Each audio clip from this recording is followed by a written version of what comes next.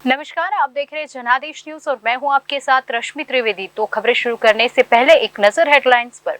Headline के प्रायोजक है सुशीला चैरिटेबल ट्रस्ट, जहां लोकहित और विकलांग लोगों की सहायता करना ही है कर्म, जिसका एक ही नारा जनहित में योगदान कराना।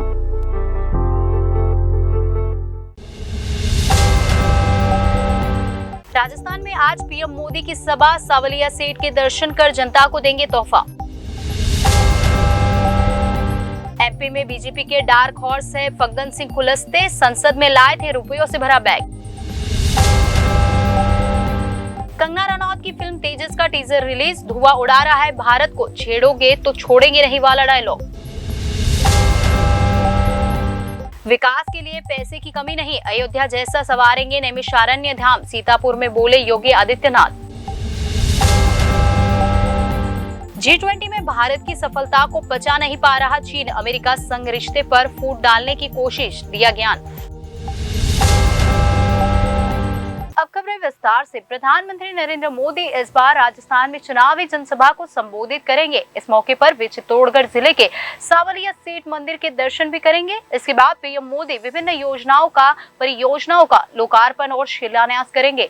पीएम मोदी का दौरा राजस्थान भाजपा के लिए बहुत महत्वपूर्ण है और उम्मीदवारों की लिस्ट भी इसके बाद जारी हो सकती है। राजस्थान में आगामी विधानसभाओं के बीच पीएम नरेंद्र मोदी एक बार फिर सोमवार को राजस्थान आएंगे। इस दौरान पीएम मोदी दोपहर में चित्तौड़गढ़ जिले के प्रसिद्ध श्री कृष्ण धाम सावलिया सेठ मंदिर आएंगे, जहां वे सावलिया सेठ के दर्शन करने के बाद चुनावी जनसभा को संबोधित करेंगे। आगामी विधानसभा चुनाव के बीच मोदी का यह दौरा काफी महत्वपूर्ण माना जा रहा है। वहीं अब तक राजस्थान में उम्मीदवारों की पहली लिस्ट भी जारी नहीं हो पाई है। इस बीच कयास लगाया जा रहा है कि पीएम मोदी की जनसभा के बाद भाजपा अपनी पहली उम्मीदवारों की लिस्ट जारी कर सकती है। इसको लेकर रविवार को भी बीजेपी की केंद्र चुनाव समिति और राजस्थान की चुनाव समिति के बीच टिकटों के लिए काफी मंथन हुआ। पीएम नरेंद्र मोदी दोपहर 3 बजे बाद सावलिया जी के दरबार में पहुंचेंगे, जहां दर्शन करने के बाद विशाल जनसभा को संबोधित करेंगे। इस दौरान मोदी विभिन्न योजनाओं और परियोजनाओं का लोकार्पण और शिलान्यास करेंगे। पीएम नरेंद्र मोदी की सभा स्थल पर 90,000 लोगों के बैठने की व्यवस्था की गई है। यहाँ भी जयपुर की तरह ही प्रधानमंत्री की आगवानी महिलाओं की ओर से की जाएगी, जिसमें पीएम मोदी खुली जीप से सभा स्थल पहुंचेंगे। राजस्थान में विधानसभा काफी नजदीक आ चुके हैं, लेकिन अभी तक बीजेपी ने अपने उम्मीदवारों की लिस्ट जारी नहीं की है।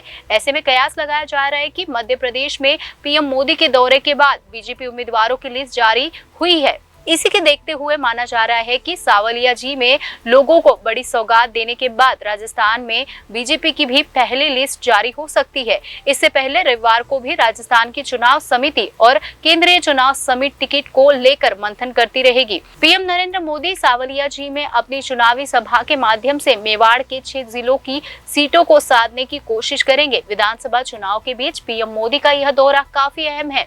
इस दौरे के माध्यम से मोदी मेवाड़, वागड़ संभाग की कुल 28 विधानसभा सीटों को मजबूत करने का प्रयास करेंगे। हालांकि इन सीटों पर बीजेपी का दबदबा रहा है।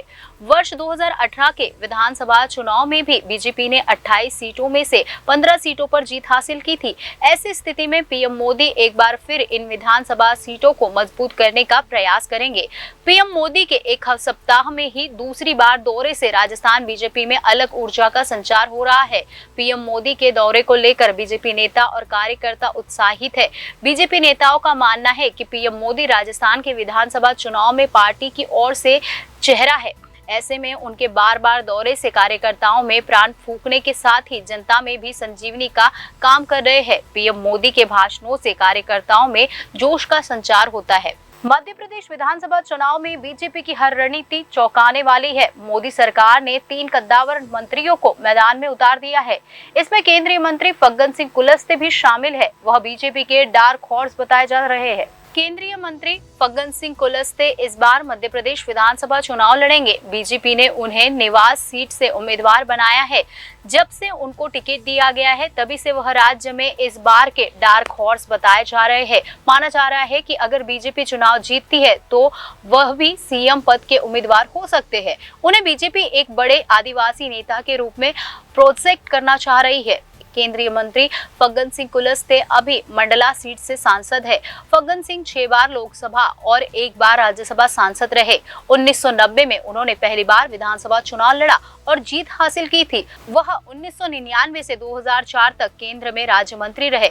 1996, 1998, 1999, 2004, 2014 और 2019 में वह लोकसभा का चुनाव जीते। 2009 का चुनाव वह हार गए थे। 2012 में वह राज्यसभा के लिए चुने गए।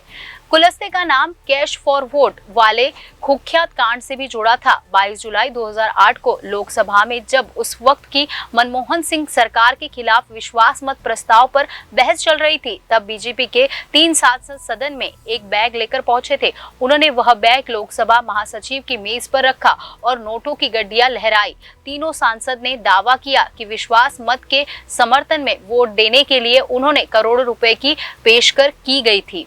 इन तीनों सांसदों में से एक मंडला के सांसद फग्गन सिंह कुलस्ते भी थे। कुलस्ते बीजेपी का सबसे बड़ा आदिवासी चेहरा है। वह मंडला जिले के बारबाटी गांव के रहने वाले हैं। कुलस्ते के पास MA LLB की डिग्री है। उनकी हायर एजुकेशन सागर यूनिवर्सिटी और रानी दुर्गावती यूनिवर्सिटी जबलपुर से हुई है। उनके राजनीतिक सफर की शुरुआत 1988 में बीजेपी के एक सामान्य कार्यकर्ता के तौर पर हुई। यह भी दिलचस्प है कि कुलस्ते को मध्य प्रदेश में मुख्यमंत्री शिवराज सिंह चौहान के विरोध के तौर पर देखा जा सकता है। निवास सीट में उम्मीदवार बनने के बाद कुलस्ते ने कहा कि पार्टी ने इस बार बड़ी जिम्मेदारी दी है, इसलिए उसे बखूबी निभाऊंगा। उन्होंने कहा कि 2018 में बीजेपी से जो गलतियां हुई थी उन्हें इस बार सुधार लिया गया है, इसलिए इस बार आदिवासी समाज 2023 के चुनाव में बीजेपी का साथ देगा। निवास सीट पर फग्गन सिंह के भाई रामप्यारे कुलस्ते भी विधायक रह चुके हैं, लेकिन पिछले विधानसभा चुनाव में उन्हें हार का सामना करना पड़ा था। आज गांधी जयंती के मौके पर कंगना रनौत की अपकमिंग फिल्म तेजस का टीजर रिलीज हो चुका है। कंगना अपनी इस फिल्म में देश के जाबाज सिपाही के रूप में काफी दमदार नजर आ रही है। इसी के साथ फिल्म के ट्रेलर का भी रिलीज डेट सामने आ चुका है। कंगना रनौत की अपकमिंग फिल्म तेजस का दमदार टीजर रिलीज हो चुका है। इस टीजर का एक डायलॉग तूफान मचा रहा है, जिसमें कहा गया है कि भारत को छेड़ोगे तो छोड़ेंगे नहीं। गांधी जयंती के मौके पर रिलीज हुए इस टीजर को लोग काफी पसंद कर रहे हैं। टीजर में कंगना रनौत जंग के मैदान में दहाड़ लगाने की तैयारी करती दिख रही है। रानी स्क्रूवाला के प्रोडक्शन हाउस RSVP मूवीज के बैनर तले कंगना रनावत की अपकमिंग फिल्म तेजस का 1 मिनट 25 सेकंड के इस टीजर में केवल कंगना रनौत ही नजर आ रही है। जरूरी नहीं है कि हर बार बातचीत होनी चाहिए। जंग के मैदान में अब जंग होनी चाहिए कि हो गया है मेरे वतन पर बहुत ही सितम, अब तो आकाश से बारिश नहीं आग बरसनी चाहिए। भारत को छेड़ोगे तो छोड़ेंगे नहीं, यही है फिल्म की पूरी कहानी का सारांश। कंगना स्टारर ये फिल्म 27 अक्टूबर को रिलीज हो रही है और इससे पहले 8 अक्टूबर को इसका ट्रेलर रिलीज किया जाएगा। यह टीजर युद्ध के मैदान पर राज करने के लिए तैयार भारत वायुसेना की सच्ची भावना से रूबरू कराता है। हालांकि ट्रेलर के बाद ही ये पता लग पाएगा कि फिल्म इसके डायलॉग की तरह दमदार है या नहीं। एयरफोर्स पायलट तेजस गिल की मुख्य भूमिका में कंगना रनौत को लोगों ने यह काफी पसंद किया है। तेजस एक वायुसेना पायलट तेजस गिल की साहस भरी यात्रा की दमदार कहानी है। इस फिल्म में दिखाया गया है कि कैसे हमारे देश के एयरफोर्स पायलट देश की रक्षा के लिए अपनी जान की बाजी लगा देते हैं। RSVP द्वारा प्रोड्यूस तेजस में कंगना रनौत लीड रोल में है। सर्वेश मेवाड़ द्वारा लिखित और निर्देशित और रानी स्क्रूवाला द्वारा निर्मित यह फिल्म 27 अक्टूबर 2023 को सिनेमाघरों में रिलीज होने वाली है। उत्तर प्रदेश के CM योगी आदित्यनाथ ने सीतापुर के नैमिषारण्य धाम में दर्शन पूजन किया। उन्होंने स्वच्छता के लिए श्रमदान भी किया। CM ने कहा कि नैमिषारण्य को अयोध्या की तर्ज पर संवारा जाएगा। उन्होंने स्वच्छता ग्राहियों को न्यूनतम वेतन की गारंटी देने का ऐलान किया। योगी ने संतों से अपील की कि वे अपने अपने मठों में और मंदिरों को प्लास्टिक से मुक्त कराएं। CM योगी आदित्यनाथ ने रविवार को सीतापुर के नैमिषारण्य धाम के चक्र तीर्थ में दर्शन पूजन और हवन करने के साथ भूतेश्वरनाथ मंदिर और मां ललिता देवी मंदिर में भी दर्शन और पूजन किया। इसके बाद संतों, महंतों और नैमिष तीर्थ तीर्थों के मठ मंदिरों के पुजारियों के साथ स्वच्छता के लिए श्रमदान किया। सीएम ने कहा कि नैमिष तीर्थ के विकास के लिए सरकार के पास धन की कमी नहीं है। अयोध्या की तंज पर ही नैमिषारण्य को भी सरकार संवारेगी। सीतापुर के विकास के लिए सीएम ने 551 करोड़ रुपए से अधिक की परियोजनाएं दी। इसमें 91 करोड़ की 29 परियोजनाओं का लोकार्पण और 460 करोड़ की 45 परियोजनाओं का शिलान्यास शामिल रहा। योगी ने साधु संतों से काफी देर तक मुलाकात की। इस दौरान देश के अलग अलग हिस्से से आए संतों, महंतों और मंदिरों के पुजारियों ने यहाँ के सौंदर्यीकरण के प्रयासों की सराहना करते हुए कहा कि नैमिष तीर्थ पूरे देश में आस्थावान सनातनियों के लिए अमूल्य स्थान रखता है, मगर इस सरकार में हुए विकास कार्यों से इसकी शोभा और बढ़ गई है। सभी ने मुख्यमंत्री को अपने अपने मठों मंदिरों में आने का निमंत्रण भी दिया। योगी ने कहा कि यह अब तक का विकास मात्र छोटी सी झलक है, यह अभी बहुत से काम होना बाकी है। योगी ने कहा कि जितने भी स्वच्छताग्राही है इनको न्यूनतम वेतन की गारंटी सरकार देगी। इसके लिए कमेटी गठित की गई है, उसकी रिपोर्ट को सरकार लागू करेगी। उन्होंने व्यापारियों, पुजारियों, पंडे, माली, स्वच्छता कर्मी को आश्वस्त किया कि वह डबल इंजन की सरकार सबके पुनर्वास की व्यवस्था करेगी। सीएम ने कहा कि पूरा देश आज नैमिषारण्य आना चाहता है। अयोध्या में राम मंदिर बनने के बाद यहाँ श्रद्धालुओं की तादाद और बढ़ेगी। ऐसे में हमें यहाँ सुव्यवस्थित वातावरण तैयार करना होगा। यह काम स्वच्छता के साथ ही पूरा किया जा सकता है। आने वाले दर्शनार्थियों, पर्यटकों के साथ अच्छा व्यवहार भी सुनिश्चित करना होगा। हमारा दायित्व है कि हम स्वच्छता को एक दिन का कार्यक्रम न बनाते हुए जन आंदोलन का रूप दे। खासकर तीर्थों, मठ, मंदिरों और हर जगह जहां लोगों का सार्वजनिक आगमन होता है, हमें स्वच्छता के प्रति संवेदनशील होना चाहिए। योगी ने संतों से अपने अपने मठ मंदिरों को प्लास्टिक मुक्त बनाने का आह्वान किया। सीएम ने कहा कि इस क्षेत्र की वैदिक और पौराणिक ख्याति को पुनर्स्थापित करने के लिए सरकार प्रतिबद्ध है। राजधानी लखनऊ के पास होने के बावजूद पहले यहाँ दीपक तले अंधेरा वाली स्थिति देखने को मिलती थी। आसुरी शक्तियों के खिलाफ महर्षि दधीची के त्याग और बलिदान की इस भूमि पर सूत के शौनक आदि 88,000 ऋषि मुनियों को पुराणों की कथा सुनाकर भारत की ज्ञान परंपरा को धरोहर के रूप में आने वाली पीढ़ियों को देने के लिए लिपिबद्ध करने के काम को आगे बढ़ाया जा रहा है। मगर आजादी के बाद से इस पवित्र भूमि की अपेक्षा ही की गई है।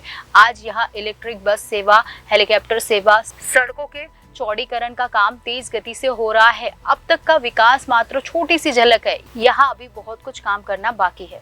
भारत में आयोजित G20 से दूरी बनाने वाले चीन के मीडिया ने अमेरिका के साथ रिश्तों पर ज्ञान दिया है। चीन की मीडिया को लगता है कि दोनों देशों के बीच रिश्ते अब सामान्य नहीं। ग्लोबल टाइम्स ने रिश्ते खराब होने की बात कही है। भारत ने करीब 1 महीने पहले एक सफल G20 सम्मेलन का आयोजन किया, जहां चीन ने पहले तो इससे दूरी बनाई, लेकिन अब उसका मीडिया भारत अमेरिका संबंधों पर प्रतिक्रिया दे रहा है। चीन के सरकारी अखबार ग्लोबल टाइम्स की तरफ से लिखा गया कि भारत और अमेरिका के रिश्ते अब पहले की तरह मधुर नहीं रहे हैं। अखबार की माने तो इस रिश्ते में आई दरार अब नजर आने लगी है, लेकिन अखबार के इस आर्टिकल को विशेषज्ञों से मानने से साफ इनकार कर दिया है। विशेषज्ञों की माने तो चीन में दो देशों के रिश्ते को लेकर जो कुछ भी बातें कही जा रही है, इनमें सच्चाई नहीं है। ग्लोबल टाइम्स ने लिखा कि G20 शिखर सम्मेलन के दौरान अमेरिका और भारत के बीच अंतर्राष्ट्रीय मुद्दों पर दरार सामने आ गई है। इससे पता लगता है कि अमेरिका भारत संबंध उतने मधुर नहीं है जितने दिखाई देते हैं। अखबार के मुताबिक विकास के विभिन्न चरणों को दो बड़े देशों के तौर पर भारत और अमेरिका का कई अंतर्राष्ट्रीय मुद्दों के लिए अलग अलग नजरिया है। जहां भारत एक विकासशील देश के रूप में आर्थिक विकास को सर्वोच्च प्राथमिकता बनाए हुए है, तो अमेरिका के लिए बस चीन को नियंत्रण करना सबसे ऊपर है। वह चीन को कंट्रोल करके ही अपना वैश्विक प्रभुत्व बनाए रखना चाहता है। ग्लोबल टाइम ने भारत अमेरिका के बीच जिन विषयों पर मतभेद की बात कही है, उनमें जलवायु परिवर्तन और ऊर्जा से संबंधित मुद्दे सबसे ऊपर है। अखबार के मुताबिक भारत के लिए आर्थिक विकास सबसे ऊपर है और ऐसे में वह अपनी ऊर्जा जरूरतों के लिए कोयले की आपूर्ति पर अधिक निर्भर रहा है। अखबार ने फाइनेंशियल टाइम्स के आर्टिकल का हवाला दिया और लिखा, भारत के ऊर्जा और रिन्यूएबल एनर्जी मिनिस्टर ने भी हाल ही में पश्चिम पर ऊर्जा परिवर्तन पर पाखंड का आरोप लगाया। इसके अलावा अमेरिका और भारत व्यापार वार्ता में समझौते पर पहुंचने के लिए संघर्ष कर रहे हैं। अखबार के मुताबिक अमेरिका ने इंडो पैसिफिक इकोनॉमिक फ्रेमवर्क का प्रस्ताव रखा और इस पहल पर भारत के साथ बातचीत की, लेकिन फिर भी भारत ने IPEF व्यापार स्तंभ में शामिल नहीं होने का फैसला किया। मीडिया रिपोर्ट के मुताबिक भारत के लिए बाजार पहुंच पर सहमति नहीं बनी है। जो एक और वजह अखबार ने बताई है, उसके मुताबिक G20 शिखर सम्मेलन की संयुक्त घोषणा में रूस यूक्रेन मुद्दों को शामिल किया जाए या नहीं, इस पर भी अमेरिका और भारत के बीच तनाव था। साल 2023 की पहली छमाही में रूस और भारत के बीच व्यापार साल दर साल 190% बढ़ गया। अमेरिका के नेतृत्व वाले पश्चिम की तरफ से रूस को अलग थलग करने की कोशिश के बावजूद भारत और रूस के बीच बढ़ता व्यापार रूस से संबंधित मुद्दों पर अमेरिका के साथ स्थिति में अंतर की तरफ इशारा करता है। अखबार ने आखिर में लिखा कि वर्तमान समय में चीन और भारत दोनों के लिए शांति बहुत ही जरूरी है। ग्लोबल टाइम्स ने ज्ञान देते हुए लिखा है कि भारत इस बात की जानकारी होनी चाहिए कि उसके अपने हित कहाँ है। साथ ही उसे पता होना चाहिए कि उसे अमेरिका के हाथों यूज नहीं किया जाना चाहिए। खबरों में आज बस इतना ही। आने वाली सभी खबर को जानने के लिए आप जुड़े रहिए जनादेश न्यूज के साथ।